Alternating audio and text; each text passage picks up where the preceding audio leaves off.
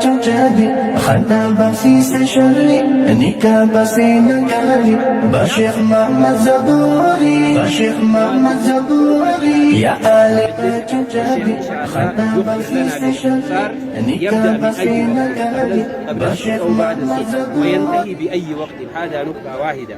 والشيء الثاني أي المواد الذين يدرسون هؤلاء الطلبة في هنا. إذن والشيخ يشير إلى هذه النقطة ونترك المجال للطلاب إن شاء الله. تفضل شيخ مشكورا ومأجورا. الحمد لله نحمده ونستعينه ونستغفره ونتوب إليه ونشهد أن لا إله من يهده الله فلا مضل له ومن يضلل فلا هادي له. أشهد أن لا إله إلا الله وحده لا شريك له وأشهد أن محمدا عبده ورسوله. أما بعد أقول بعد ما تكلمت منا إن شاء الله أنا لا أحب التفصيل العمل الذي فعلنا لله سبحانه وتعالى إخلاصا لله سبحانه وتعالى، لكن هذه الضرورة تحتاج إلى كذا إلى البيان إن شاء الله. ونحن ندرس العلوم الشرعية كلها من المختصرات ومن المؤولات ومن فنون الحديثية التي تبلغ 63 فنون، وكذلك فنون كلام الله سبحانه وتعالى، وكذلك اللغة العربية. كل ذلك يدرس في هذا المجلس إن شاء الله. سؤال هنا. أولا في أي وقت تبدأون الدرس حتى يعني المستمعين يكونوا على وضوح وعلم ويقين؟ يعني تبدأون الدرس بعد الصبح أو قبل الصبح بالاتصال؟ إن شاء الله نبدأ اتصالا بعد صلاة الصبح. بعد الصبح اتصال مباشرة بعد صلاة الصبح. تبدأون بأي مادة؟ نبدأ بالستة، بالكتب الستة. كتب الستة، إما سنن أبي داود والتجريد يدرس إلى مسانيد، إلى السنن، إلى الصحة، إلى كلها. هذه الكتب الستة تستمر إلى كم ساعة حسب توقيت إثيوبيا؟ إلى 5 ونصف. معناه 5 ونصف حسب توقيت إثيوبيا. معناه 5 ونصف يعني 11 ونصف ساعة. 11 ونصف ساعة صباحا. وبعد ذلك أي مادة يدرس في هذا التفسير اللي هو تدرس وخرج إلى هنا. وبعد يعني التفسير هؤلاء الجماعة الذي نرى أمامهم يدرسون الآن ماذا بعد هذا؟ لأننا نحن الآن في سدد صلاة الظهر، أليس كذلك؟ إذن قبل الظهر الآن هؤلاء الشباب سيدرسون هذا الجمع الغزير. أي مادة؟ العقيدة. كتاب التوحيد وأصول الثلاثة، ثم البلوغ. جزاك الله خيرا. بعد الصلاة مباشرة تبدأون بأي مادة؟ بعد صلاة الظهر. بعد صلاة الظهر نبدأ بالمختصر المسمى بالبلوغ. ثم بعد ذلك التجريد، مختصر التجريد.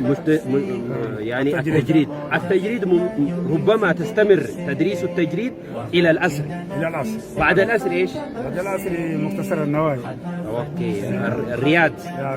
الرياض النووي. بعد ذلك بعد العصر نرجع إلى المطولات التي لم تدرسوها في الصباح. طيب، وهذا يستمر إلى ماذا؟ إلى المغرب أو إلى العشاء؟ إلى المغرب. وبعد ذلك إذن أيها المستمعون الكرام والمشاهدين في الداخل والخارج، والشيخ كما رأيتم وسمعتم أنه يبدأ الدرس من الصباح مباشرة بعد صلاة الصبح، وينتهي تدريسه بدون غداء إلا الفطور إلى صلاة المغرب. بعد المغرب والشيخ يتناول الغداء والعشاء معا عند المغرب. ليس هناك غداء الذي يتناول عند صلاة الظهر، ليس هناك، لأن الدروس متواصلة تتصل بعضها إلى بعض. لا يمكن أن يمشي إلى البيت أو يتناول الغداء يعني في مثل هذه الحلقة. ولذلك نشكر الشيخ جزاه الله خيرا. هذا التدريس 6 سنوات، ربما أظن 30 سنة و40 وهكذا، يعني أنا لا أتذكر بالدقة، لكن أنا درست هنا قبل 20 سنة يعني. ولذلك نشكر الشيخ. وخلال هذه السنوات تخرج من عند الشيخ أكثر من 100 علماء. لبتوا قولي أكثر. الذين تخرجوا وأعطينا لهم شهادة أيوة فوق 100. طيب، والذين لم نؤتينه لا يعتبر أمثالي، يعني الذي يدرس وينفق بما ويقوم بالدعوة مثلي ومثله والشيخ سعيد ما شاء الله. نحن لسنا من المتخرجين وعلى مستوى العلماء، لكن الحمد لله نقوم بما لدينا، والله يتقبل إن شاء الله بإذن الله. إذن والشيخ تخرج عنده وأعطى الشهادة لأكثر من 100 علماء، بعضهم يدرسون في منطقة حرر، والبعض في بالي وفي جمة وفي مناطق إثيوبيا كلها يعني. الله أكبر. الله أكبر. بسبب الوقت، لأنكم الآن تنتظرون الشيخ لتتلقوا العلوم الشريعة من الشيخ، ولذلك أخذنا وقتكم حقيقة. سامحونا على هذا، ونشكركم على هذه المتابعة، ونتمنى للشيخ إن شاء الله أن يطول الله عمره. وأهم الاحتياجات في هذا الحلقة العلمية، أهم الاحتياجات، أهم المياه الصالحة للشرب والوضوء والنظافة، لأننا تطرقنا مشينا هنا وهناك، والأرض إن شاء الله واسعة، والأرض ممكن، لكن يحتاج إلى دعم لإخراج الماء من هذه الأرض. إن شاء الله في أقرب وقت سيكون الماء في هذه الحلقة العلمية المباركة ماء غفيرا الذي يكفي للشرب والوضوء والنظافة، حتى للزراعة في هذه الأرض الخصبة الطيبة. وسيكفي إن شاء الله هذا المشروع ليس لهذه الجماعة فقط، ليس لهؤلاء الطلاب فقط، حتى لأهل هذه المدينة إن شاء الله. سيبسط الله عليكم في أقرب وقت. ونتمنى للشيخ طوال العمر ودوام الصحة، وبارك الله فيكم وفي علمهم وفي أولاده، وجزاكم الله خيرا. إذا كان لديك ما تقول إن شاء الله.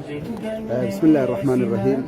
وحقيقة نتمنى للشيخ أن يجعل الله في كل ما بذل من الخيرات ومن العلم، أن يوفق الله سبحانه وتعالى عمرا طويلا في هذه المكان، كما وفقنا نظرته في هذه المكان، أن يوفقنا الله وإياه في جنات الفردوس الأعلى مع النبيين والصديقين، وما ذلك على الله بعزيز.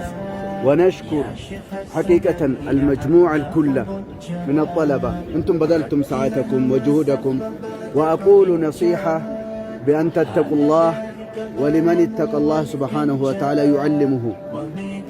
وأقول كذلك للمتبرعين وللعون اليد أن تسامحوا لهذه المكان بالماء الصالحة، كما قال أستاذ الفاضل محمد نور.